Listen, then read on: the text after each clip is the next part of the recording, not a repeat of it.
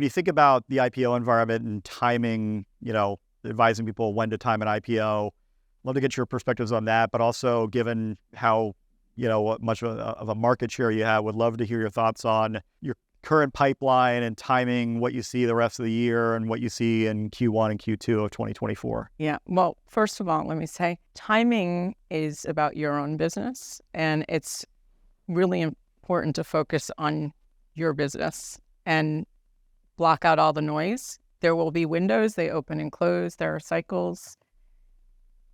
If you can't get your business aligned and together, then it's not going to be advantageous to be public. It will not be a good thing for your business overall. So it's really important to hone in on the things that Leslie was mentioning around the financials, making sure that you can forecast your business appropriately, that you can run your business in a way that you can deliver on your financials on a quarterly basis. I really recommend that companies start employing that strategy a year in advance, and each quarter go through it and practice it and put a script together of what you're going to say about your numbers and really understand your KPIs, and is that what you want to be measured against?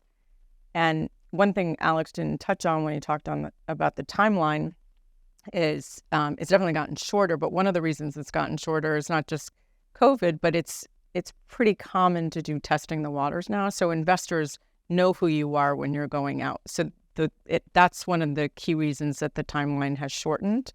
So that's first. When I think about the pipeline right now, there are some pretty incredible companies ready to go that missed the last window. There's been an issue with demand that's been gone for quite some time. There's definitely demand. The fact that the market has traded the way that it's traded this year, public investors are now looking for deals, and they're not going to find them in the public markets that easily. So they're sitting there with open arms, but for the right transactions that they have to meet sort of those the right thresholds and the path to profitability, and it has to come at the right price. So the valuation is obviously on the supply side been one of the key issues. I think we're now at a point in time where you're starting to see more transactions in the private market. It's really now up to the companies and whether the company's ready or not, and whether you have the type of company that investors want to invest in at this point in the cycle.